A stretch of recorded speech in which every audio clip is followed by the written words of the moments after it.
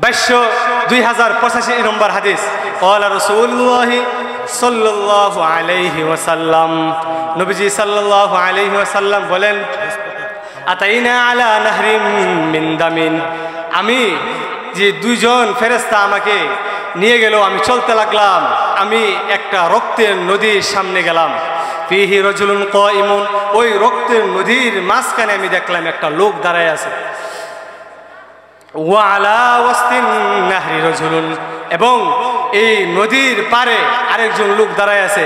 নদীর পারে যে লোকটা দাঁড়ায় আছে, বাইনা ইয়াদাইহি হিজারাতুন, তার সামনে অনেক পাথর আছে।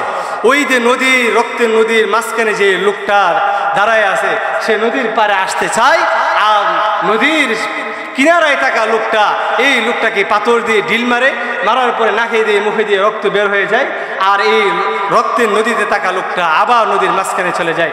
নবীজি বলেন, সে এভাবে কিয়ামত পর্যন্ত রক্তের নদী থেকে উঠতে চাইবে, কিন্তু কিয়ামত পর্যন্ত রক্তের নদী থেকে সে উঠতে পারবে না। এই যে ভয়ঙ্কর পরিস্থিতি, একমাত্র কিসের কারণে বলেন? সুদ গ্রহণ করার কারণে। এই জন্য 10 নম্বরে কি, কিয়ামত পর্যন্ত রক্তের নদীতে সে সাঁতার কাটবে সুদ করে। 11 নম্বর, সুদ খাওয়া সদা সর্বদা রাসূলের অভিশাপ চলতেই থাকা। নাসাই শরীফের وعلى آله وصحبه وسيد المخلوقات أما بعد فقد قال الله تبارك وتعالى في كلامه المجيد وفي فرقانه الحميد أعوذ بالله من الشيطان الرجيم بسم الله الرحمن الرحيم يا أيها الذين آمنوا اتقوا الله وذروا ما بقي من الربا إن كنتم مؤمنين وقال النبي صلى الله عليه وسلم إذا ظهر الربا والزنا والخمر أو كما قال عليه الصلاة والسلام আলহামদুলিল্লাহ। গোকর্ণ পশ্চিমপাড়া সুন্নাহ যুব সংগঠনের উদ্যোগে দ্বিতীয় ঐতিহাসিক ইসলামী মহাসম্মেলনের সভাপতি, প্রধান অতিথি, বিশেষ অতিথি, সর্বপ্রথম আমরা সকলে সেই মহামনিবের নিকট অন্তরের অন্তঃস্থল থেকে শুকরিয়া জ্ঞাপন করছি, যে মহামনিব আমাদেরকে সুস্থতার মতো বড় নিয়ামত দান করেছেন। এই ধরনের যত নিয়ামত আছে, সকল নিয়ামত হৃদয়ের ভিতরে এনে, মেধার ভিতরে এনে, চিন্তা ফিকিরের সাথে মহামনিবের নিকট শুকরিয়া আদায় করি, আকাশ বাতাস মুখরিত করে সকলে বলছি আলহামদুলিল্লাহ। সম্মানিত হাজিরিন, শুরুতে বলি, এমন এক জায়গায় আজকে মাহফিল হচ্ছে, আমাকে মোটামুটি সবাই চিনে, আমিও আমার এই আশপাশ সব জায়গায় চিনি।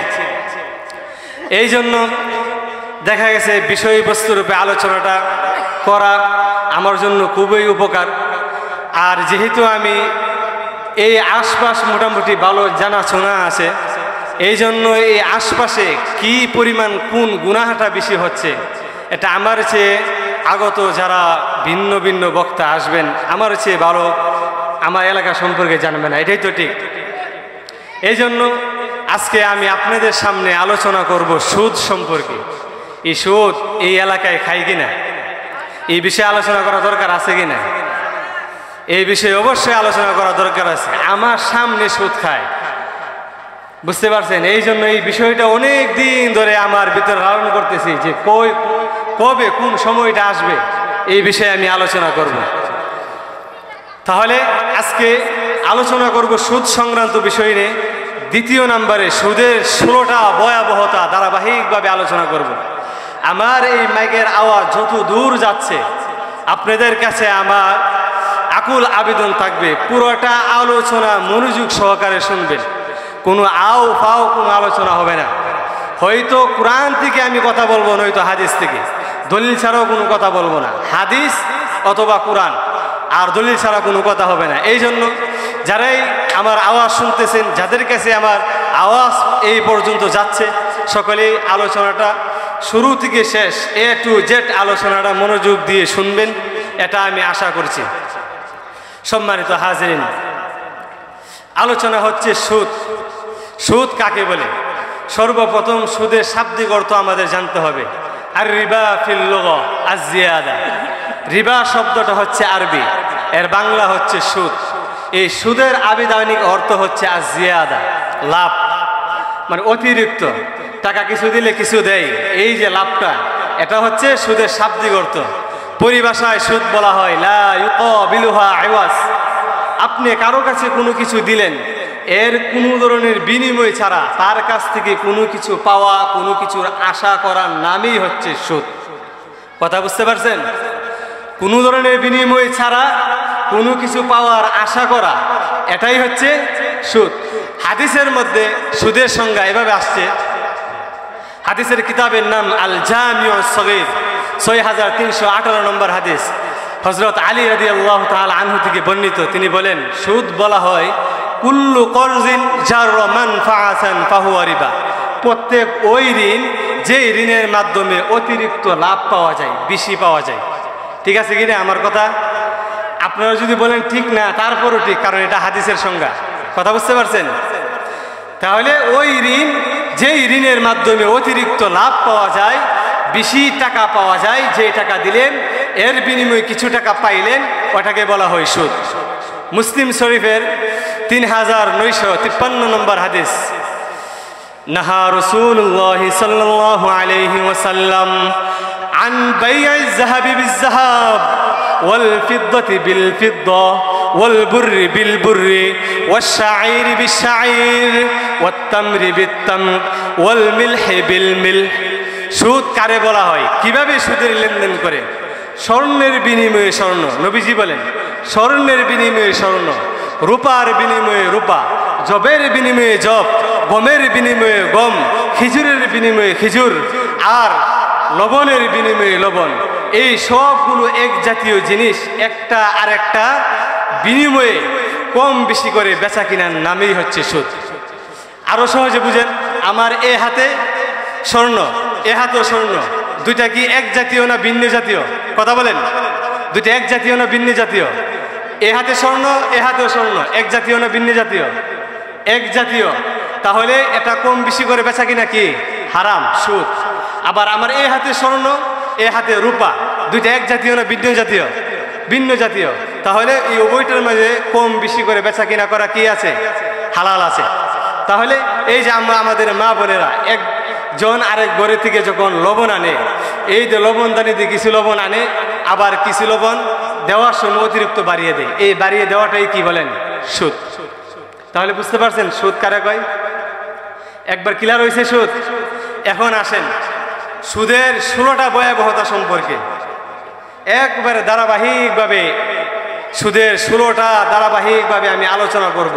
এই আলোচনা যদি কেউ শোনে, যদি কপালে হেদায়েত থাকে, এমন কোন সুদখোর তার কানে এই আলোচনা যায়, আমি আশা করি তার ভিতরে যদি আল্লাহর বিন্দু পরিমাণ ভয় থাকে, সে সুদ থেকে ফিরে আসবে। সুদের এত ভয়াবহতা, আমি যখন সুদের এই ধারাবাহিক 16টা আলোচনা যখন আমি পড়লাম, জানলাম, আমার নিজের ভিতরেই মানে অন্তরটা কাঁপা উঠছে, এত ভয়ানক ভয়ানক বিষয়। তাহলে ধারাবাহিকভাবে এখন আলোচনা হবে সুদের 16টা ভয়াবহতা সম্পর্কে। 1 নম্বর, সুদ খাওয়া মানে আল্লাহ রাসূলের সাথে যুদ্ধের ঘোষণা দেওয়া। নাউজুবিল্লাহ। আমরা মুসলমান, আমরা কি আল্লাহ রাসূলের সাথে যুদ্ধের ঘোষণা দেওয়ার এমন দুঃসাহস দেখাতে পারি? বলেন, দেখাতে পারি এমন দুঃসাহস? তাহলে 1 নম্বর, সুদ খাওয়া মানে আল্লাহ রাসূলের সাথে যুদ্ধের ঘোষণা দেওয়া। সূরা বাকারা 279 নম্বর আয়াত, রব বলেন, فَإِن لَّمْ تَفْعَلُوا فَأْذَنُوا بِحَرْبٍ مِّنَ اللَّهِ وَرَسُولِهِ। আমি আল্লাহ সুদকে হারাম করার পর, সুদ খাওয়া নিষেধ করার পরও যারা সুদ থেকে বিরত হলো না, সুদ পরিহার করলো না, তারা যেন আমি আল্লাহ এবং আমার রসুলের সাথে যুদ্ধের ঘোষণা দেয়। নাউজুবিল্লাহ। তাহলে সুদ খাওয়া কত মারাত্মক ভয়ানক গুনাহ। সুদ খাইবেন, আল্লাহ আল্লাহ রাসূলের সাথে যুদ্ধের ঘোষণা দিবেন। কিভাবে পারবেন আপনি একজন মুসলমান হয়ে আল্লাহ আল্লাহ রাসূলের সাথে যুদ্ধের ঘোষণা দিবেন? আরবে দুইটা গোত্র, একটা গোত্রের নাম সাকিব গোত্র, আর একটা গোত্রের নাম বনু মাখজুমি গোত্র। আল্লাহর কি কুদরত! ইসলাম তাদের কাছে পৌঁছার পর এই বনু সাকিব এবং বনু মাখজুমি গোত্র উভয়ই গোত্রের মানুষ কালিমা পড়ে মুসলমান হয়ে যায়। কিন্তু তাদের মাঝে ইসলাম গ্রহণ করার পর সুদি কারবার ছিল, সুদি লেনদেন ছিল। সাকিব গোত্র বনু মাখজুমি গোত্রের কাছে সুদি লেনদেনের টাকা, অতিরিক্ত টাকা পাইত। সাকিব গোত্রের কাছে বনু মাখজুমি গোত্র গিয়ে বলতেছে, আমরা যে আপনাদের কাছে সুদি টাকা পাইতাম সেই সুদ আমাদেরকে ফেরত দিন। এবার বনু সাকিব গোত্র বলতেছে, আমরা কেন তোমাদেরকে সুদের টাকা, অতিরিক্ত টাকা দেব? আমরা তো এটা ইসলাম গ্রহণের আগে আমাদের মাঝে এই সুদি কারবার লেনদেন ছিল, এখন তো আমরা মুসলমান হয়ে গেছি, এখন তো আমরা এই সুদে কারবার লেনদেনে পুনরায় আমরা ফিরে যেতে চাই না। এই আলোচনার ভিতরেই এখানে উপস্থিত ছিল নবীর একজন নায়েব আত্তাব ইবনে আসিফ। তিনি এই বিষয়টা প্রত্যক্ষ করার পর নবীজির কাছে চিঠি লিখলেন, এই অবস্থা। তখন এর ভিতরে আয়াত নাজিল হয়ে গেল, সূরা বাকারা 275 নম্বর আয়াত।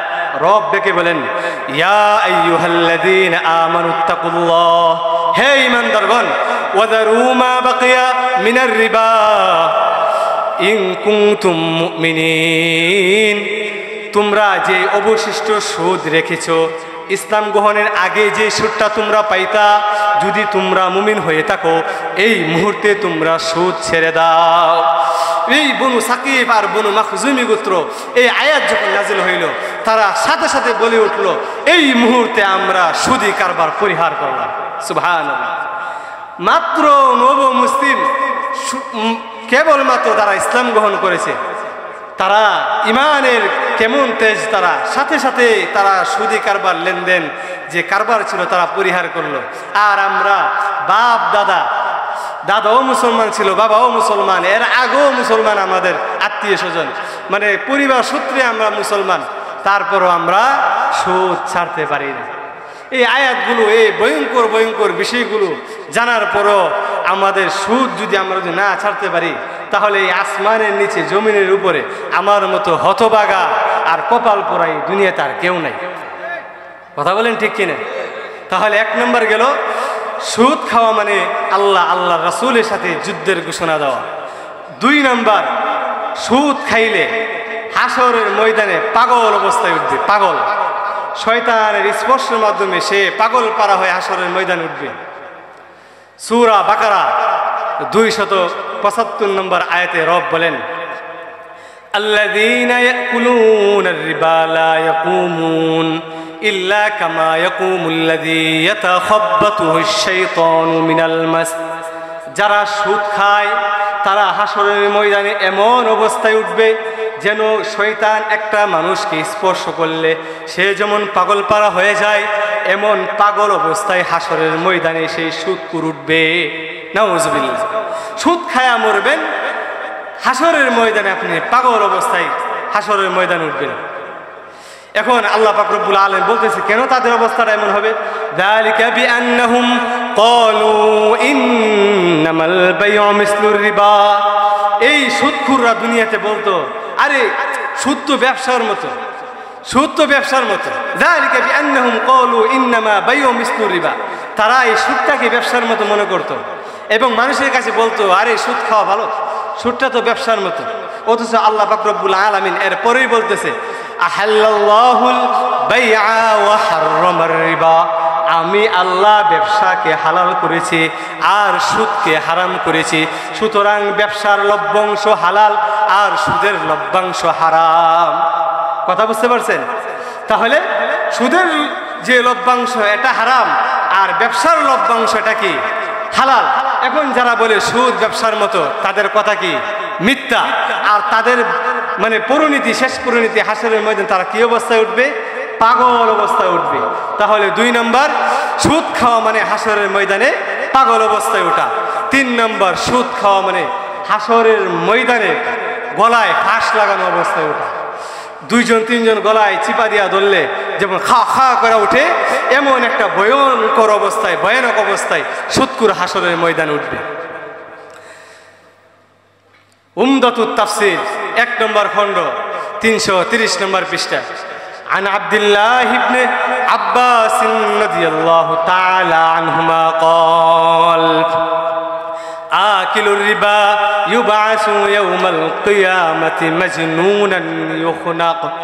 আব্দুল্লাহ ইবনে আব্বাস রাদিয়াল্লাহু তাআলা আনহুমা থেকে বর্ণিত, তিনি বলেন, যেই ব্যক্তি সুদ খাইল দুনিয়ায় এবং এই অবস্থায় মারা গেল, সে হাসরের ময়দানে গলায় ফাঁস লাগানো অবস্থায় উঠবে।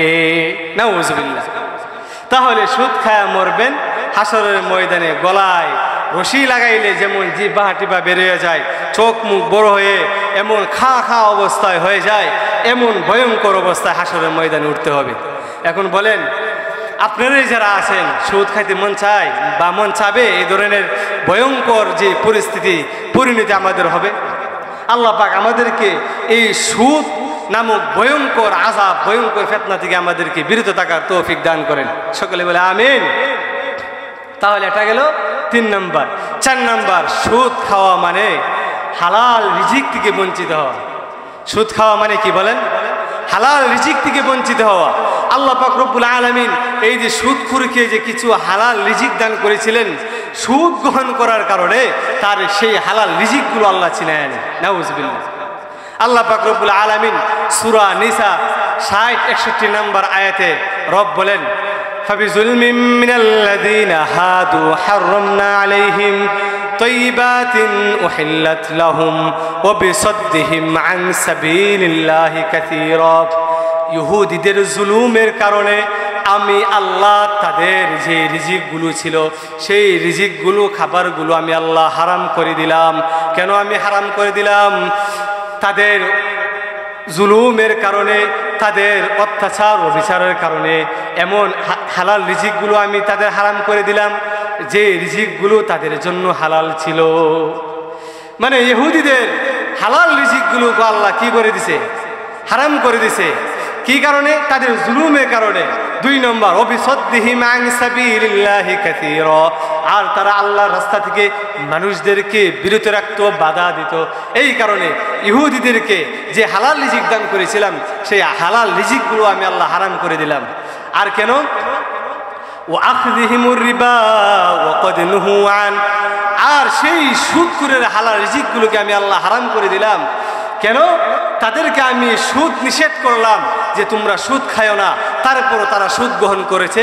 এই জন্য সুদ গ্রহণ করার কারণে তাদেরকে আমি আল্লাহ যে হালাল রিজিক দান করেছিলাম, সেই হালাল রিজিকগুলো আমি আল্লাহ হারামে পরিণত করে দিলাম। নাউজুবিল্লাহ। তাহলে 4 নম্বর কি হলো?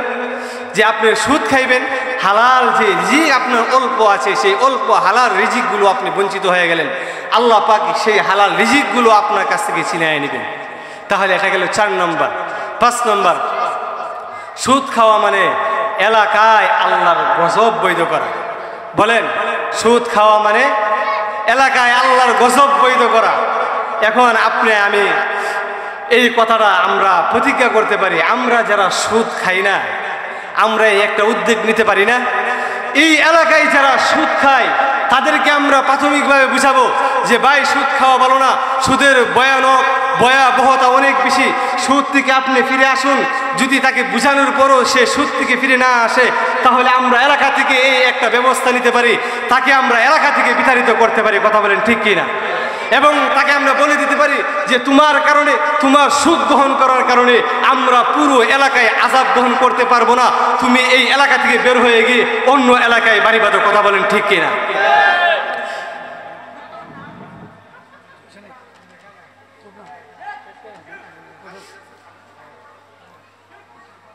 তাহলে কি বন্ধ রাখতাম আওয়াজ? না, ওয়াজ তো আর 15 মিনিট করেন যাবে।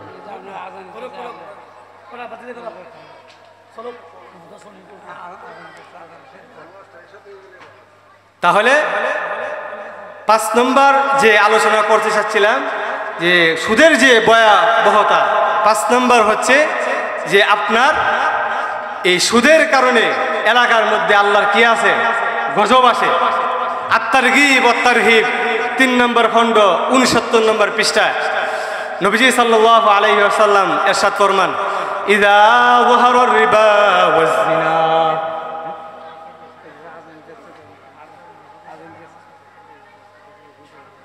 কোন নামাজ পড়ো এই মহল্লাটা এই মসজিদের লাগে না, এই মহল্লার মসজিদের লাগে না, তাহলে না কোন একটা বুঝতে পারছো? মসজিদ এই মহল্লা আলোচনা করলে আজানের সঙ্গে দোষ নেই, সারা পৃথিবীতে আলোচনা।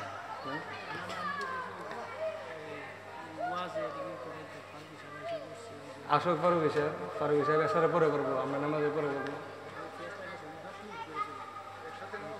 তাহলে আমার আলোচনাটা শেষ হওয়া। আমি তো বিষয় বুঝতে আলোচনা করতে আছি, এই আলোচনা ফায়দা না কোনো আলেম থেকে দেখে চ্যালেঞ্জ করে, যেমন একটা কথা হাদিস আর কোরআনের বাহিনী কোনো বক্তা পারতো না চ্যালেঞ্জ দেয়, কোনো বক্তা পারতো না। তাহলে 5 নম্বর যে সুদের যে ভয়ানক যে আলোচনা করতে যাচ্ছিলাম সেটা হচ্ছে আপনার সুদের কারণে এলাকায় কে আসে?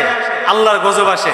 আর তারগীব ওয়াত তারহিব 3 নম্বর খণ্ড 69 নম্বর পৃষ্ঠা নবীজি বলেন, ইযা যাহারার রিবা ওয়াজ জিনা ফি ক্বরিয়া, যে এলাকার মানুষগুলো সুদ খায়, সুদের যেই ভয়ানক বা সুদের যেই সুদি লেনদেনটা বেড়ে যায়, জিনা ব্যভিচার বেড়ে যায়, ওই এলাকার মধ্যে ফাকাদ আহাল্লু বিআনফুসিহিম আযাবাল্লাহ, ওই এলাকার মানুষগুলো যেন আল্লাহর আযাবকে তাদের উপর বৈধ করে নেয়, নাউযুবিল্লাহ। তাহলে এটা গেল 5 নম্বর। 6 নম্বর, সুদ খাওয়ার কারণে এলাকার মধ্যে একের পর এক দুর্ভিক্ষ লেগেই থাকে। আপনারা দেখবেন যে এলাকার মধ্যে সুদ খায় মানুষ, ওই এলাকার উন্নয়ন হয় না। ওই এলাকার আগে যে পরিমাণ ফসল হইতো, দান হইতো বা ফল ফলাদি ফসল টসল যাই হইতো, এখন আর আগের মতো হয় না। কথা বলেন ঠিক কিনা? আগে যে কৃষকরা যে পরিমাণ দান পাইতো, এখন কি আগের সম পরিমাণ দান পায়? আগে যে টাইম টু টাইম কৃষকের বৃষ্টি লাগবে খেতে, যে এই সময় বৃষ্টি হইতো, এখন কি বৃষ্টি হয়? ওই সময় হয় না। এর 1 নম্বর কারণ বুঝে নেবেন, এলাকার মধ্যে সুদের যে লেনদেন এটা বেড়ে গেছে। বুঝতে পারছেন? মুসনাদে আহমদ 17,822 নম্বর হাদিস, সুদের কারণে এলাকায় দুর্ভিক্ষ লেগে যায়। قال رسول الله صلى الله عليه وسلم ما من قوم يظهر فيهم الربا, যে এলাকায় সুদ বেড়ে যায়, ইল্লা উখিযু বিসানা, ওই এলাকায় একের পর এক দুর্ভিক্ষ লেগেই থাকে। তাহলে ওই যে আমি আগে যে কথাটা বলছিলাম, এই সুদখোরদেরকে বুঝাইবেন, না বুঝলে এলাকা থেকে বাইর করে দেন, বলে দেন যে অন্য এলাকায় গিয়ে তুমি বাড়ি বাঁধো, তোমার জন্য এলাকার মধ্যে আমরা দুর্ভিক্ষ লাগাইতে পারতাম না, তোমার জন্য এলাকার মধ্যে আল্লাহ গজব আমরা টাইনা নিয়ে আসতে পারতাম না। বুঝতে পারছেন? এটা গেল 6 নম্বর। 7 নম্বর, সুদ খাইবেন কিয়ামত পর্যন্ত আপনার পেটের মধ্যে সাপ আর সাপ থাকবে। কিয়ামত পর্যন্ত নিজের পেটের মধ্যে সাপ ঢুকাইবেন, মানে সুদ খাইবেন। ইবনে মাজাহ 273 নম্বর হাদিস, قال رسول الله صلى الله عليه وسلم أتيت ليلة أسري بي على قوم, নবীজি সাল্লাল্লাহু আলাইহি ওয়াসাল্লাম বলেন, মেরাজের রজনীতে আমি যখন অতিক্রম করতে লাগলাম, এমন এক সম্প্রদায়ের কাছ দিয়ে আমি অতিক্রম করলাম, যেই সম্প্রদায়ের কিছু লোকদেরকে আমি দেখলাম, বুতুনিহিম কাল বুয়ুত, যাদের পেটগুলো বড় বড় ঘর বাড়ির মতো হয়ে আছে, ফিহাল হাইয়াত, তাদের পেটের মধ্যে সাপ আর সাপ, তাদের পেটের মধ্যে সাপ আর সাপ, তাদের পেটগুলো নবীজি দেখলেন বড় বড় ঘর বাড়ির মতো। বুঝতে পারছেন? তুরা মিন খারিজি বুতুনিহিম, নবীজি বলেন আমি দেখতে পেলাম, বাহির থেকে দেখা যায় এই পেটের ভিতরে সাপগুলো দৌড়াদৌড়ি করতেছে। মান হাউলা ইয়া জিবরাইল, নবীজি বলেন আমি জিবরিল আমিনকে জিজ্ঞেস করলাম, ও জিবরাইল এই লোকগুলো কারা? জিবরিল আমিন বলেন হাউলা আকালাতুর রিবা, এই লোকগুলো হচ্ছে সুদখোর। কথা বুঝতে পারছেন? একবারও তো নাউজুবিল্লাহ বললেন না। কিয়ামত পর্যন্ত সুদ খাইবেন, পেটের মধ্যে সাপ থাকবে।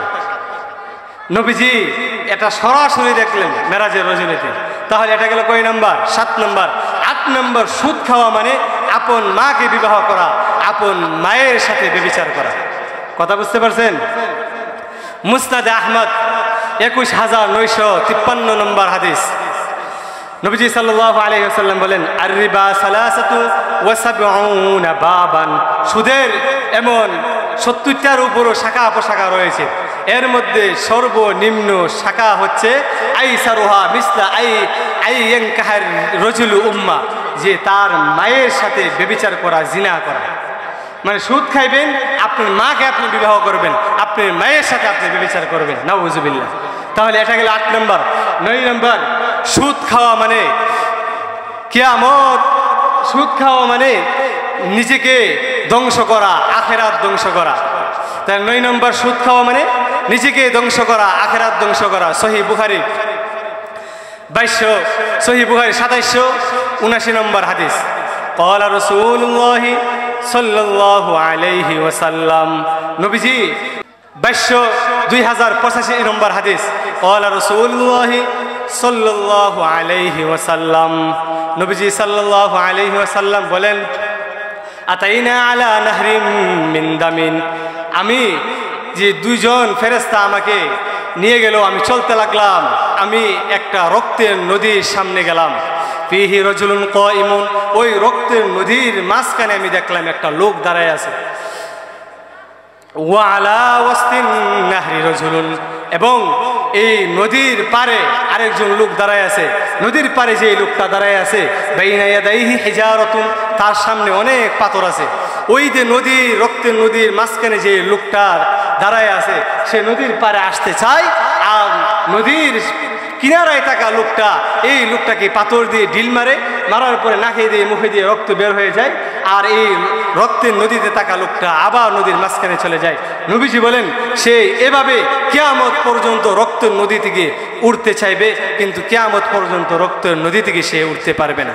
এই যে ভয়ঙ্কর পরিস্থিতি একমাত্র কিসের কারণে বলেন? সুদ গ্রহণ করার কারণে। এই জন্য 10 নম্বরে কি, কিয়ামত পর্যন্ত রক্তের নদীতে সে সাঁতার কাটবে সুদ করে। 11 নম্বর, সুদ খাওয়া সদা সর্বদা রাসূলের অভিশাপ চলতেই থাকা। নাসাই শরীফের 5103 নম্বর হাদিস, আন্না রাসূলুল্লাহি সাল্লাল্লাহু আলাইহি ওয়াসাল্লাম আকিলুর রিবা, যে সুদ খাইলো, ও মুকিলা, যে সুদ দিল, ও কাতিবা, যে সুদ লেখলো। 3 নম্বর গেল যে সুদ যে লেখলো। অন্য হাদিসে আসে ও শাহিদা, যে সুদের সাক্ষী থাকবে, তার উপরও সদা সর্বদা 24 ঘন্টা রাসূলের অভিশাপ চলতেই থাকবে। এখন সুদের সাক্ষী কিভাবে থাকলেন? 2জন সুদের লেনদেন করতেছে, তারা সুদ এতদিন পরে এত টাকা দিবে এই আলোচনা করতেছে। এখন আপনি পাশে দাঁড়ায় রইলেন, আপনাকে বলতেছে যে এই এত তারিখে সে আমাকে সুদ দিবে, তুমি সাক্ষী থাইকো। এই যে আপনি সাক্ষ্য থাকলেন, আপনি সুদ খাইলেন না, ধরলেন না, সইলেন না। সুদ যে ব্যক্তি খাইলো তার যেমন গুনাহ, ঠিক আপনি সাক্ষ্য থাকার কারণে একই সমান সমপরিমাণ গুনাহ। নাউজুবিল্লাহ। এই জন্য সুদ যে খাইব তার উপর সদা সর্বদা কি থাকবে? রাসূলের অভিশাপ চলতেই থাকবে। 16টা ভয়াবহতা নিয়ে আলোচনা করতেছি, তাহলে কয়টা গেল? 11টা চলে গেল। 12 নম্বর, জেনে শুনে সামান্য পরিমাণ সুদ খাওয়া মানে 36 বার ব্যভিচারের চেয়েও বড় অপরাধ। মুসনাদে আহমদ 22,007 নম্বর হাদিস, আকিলুর রিবা দিরহামুন, সামান্য পরিমাণ 1 দিরহাম সম পরিমাণ সুদ খাওয়া মানে আসাদ্দু মিন সিত্তাতি ওয়া সালাসিনা জিনা, 36 বার ব্যভিচারের চেয়েও বড় অপরাধ। নাউজুবিল্লাহ। তাহলে এটা গেল কয় নাম্বার বলেন? 12 নম্বর। 13 নম্বর, সুদ খাওয়া, সুদখোরকে আল্লাহর জান্নাত না দেওয়া, এটা আল্লাহর হক। কথা বলেন? সুদ খাওয়া, যে সুদ খাইলো আল্লাহর হক, তাকে জান্নাত না দেওয়া। আল মুস্তাদরাক লিল হাকিম 2260 নম্বর হাদিস, ক্বালা রাসূলুল্লাহি সাল্লাল্লাহু আলাইহি ওয়াসাল্লাম, আল্লাহ ইউদখিলাহুমুল জান্নাতা ওয়া লা ইউযিকুহুম নাঈমাহা, নবীজি বলেন এমন 4 শ্রেণীর লোক রয়েছে যাদেরকে আল্লাহ পাক জান্নাত দিবেন না, জান্নাতের নিয়ামত আস্বাদন করাবেন না। অর্থাৎ এই 4 শ্রেণীর লোক যত অবস্থায় যদি তারা মারা যায়, তাহলে আল্লাহর হক হচ্ছে তাদেরকে জান্নাত না দেওয়া। 1 নম্বর, মুদমিনুল খম, যে ব্যক্তি মদ খাইলো এবং মদ খাওয়া অবস্থায় সে মারা গেল, আল্লাহর হক তাকে জান্নাত না দেওয়া। 2 নম্বর, আকিলুর রিবা, সুদ খাওয়া অবস্থায় সে মারা গেল, আল্লাহর হক তাকে জান্নাত না দেওয়া। 3 নম্বর, আকলু মালাল ইয়াতীমি যুলমা, ইয়াতীমি মাল আচ্ছাদন করলো এবং সেই অবস্থায় মারা গেল, আল্লাহর হক তাকে জান্নাত না দেওয়া। 4 নম্বর, ওয়াল আকুল লিওয়ালিদাইহি, মাতা পিতার অবাধ্যকারী সন্তান এবং এই অবস্থায় মারা গেল, আল্লাহর হক তাকে জান্নাত না দেওয়া। এই 4 শ্রেণীর ব্যক্তিদেরকে আল্লাহর হক হচ্ছে জান্নাত না দেওয়া। এর মধ্যে অন্যতম হচ্ছে আকলুর রিবা, সুদ যে খা, তাকে আল্লাহর হক হচ্ছে জান্নাত না দেওয়া। এটা হচ্ছে 13 নম্বর। 14 নম্বর, যে এলাকায় সুদের প্রচলন বেড়ে যাবে বুঝে নেবে যে ওই এলাকায় কিয়ামতের ভয়ঙ্কর একটা আলামত শুরু হয়ে গেছে। আত-তারগীব ওয়াত-তারহীব 3 নম্বর খণ্ড 70 নম্বর পৃষ্ঠায়, বাইনা ইয়াদাই সাআ, নবীজি বলেন কিয়ামতের সময় এলাকার মধ্যে জনপদের মধ্যে এমন একটা অবস্থায় যখন চলে আসবে, এমন 3টা বিষয় যখন প্রকাশ হয়ে যাবে বুঝে নেবে কিয়ামতের সময় আর বেশি দূরে নয়।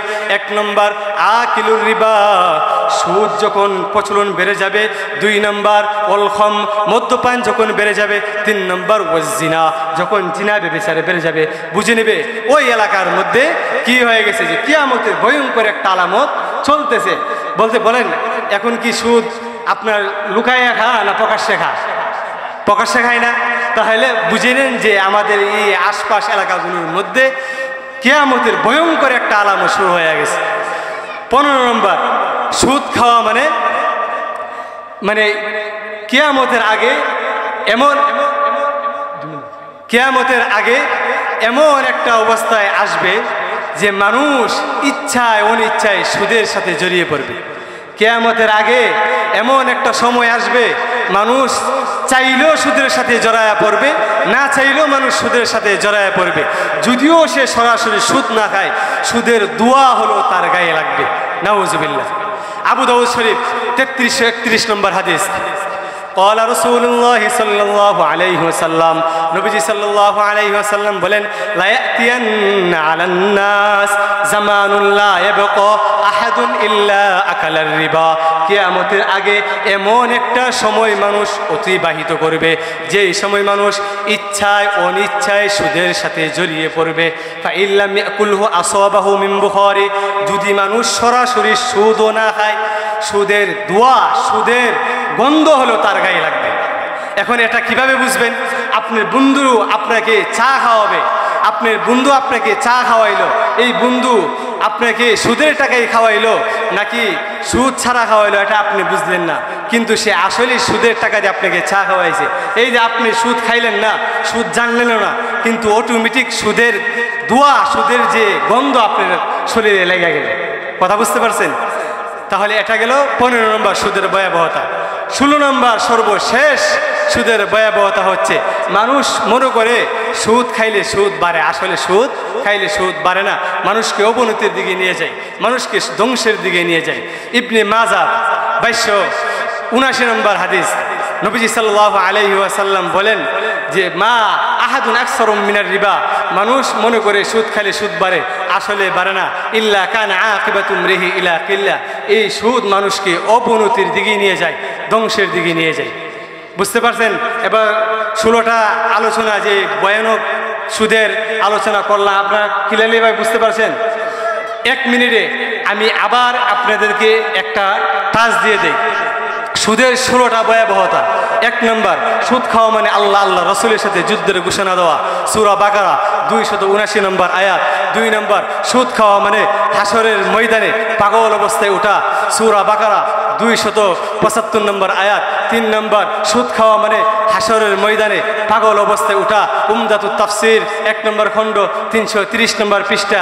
4 নম্বর, সুদ খাওয়া মানে এলাকায় 4 নম্বর, সুদ খাওয়া মানে হালাল রিজিক থেকে বঞ্চিত হওয়া, সূরা নিসা 60-61 নম্বর আয়াত। 5 নম্বর, সুদ খাওয়া মানে এলাকায় আল্লাহর গজব আসা, আত-তারগীব ওয়াত-তারহীব 3 নম্বর খণ্ড 69 নম্বর পৃষ্ঠা। 6 নম্বর, সুদ খাওয়া মানে এলাকায় দুর্ভিক্ষ লেগে যাওয়া, মুসনাদ আহমদ 17822 নম্বর হাদিস। 7 নম্বর, সুদ খাওয়া মানে কিয়ামত পর্যন্ত পেটের মধ্যে সাপ ঢুকানো, ইবনে মাজাহ 273 নম্বর হাদিস।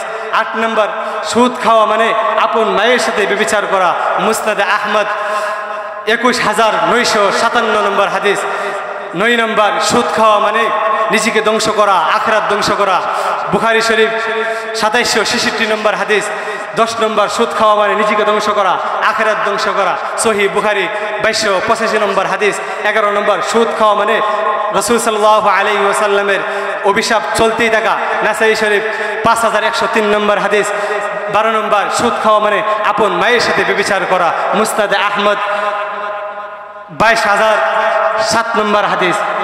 13 নম্বর, সুদ খাওয়া মানে আল্লাহর হক তাকে জান্নাত না দেওয়া, আল মুস্তাদরাক লিল হাকিম 6260 নম্বর হাদিস। 14 নম্বর, সুদ খাওয়া মানে এলাকায় গজব দিয়ে আসছে এটা বুঝে নেওয়া। আত-তারগীব ওয়াত তারহিব 3 নম্বর খণ্ড 70 নম্বর পৃষ্ঠা।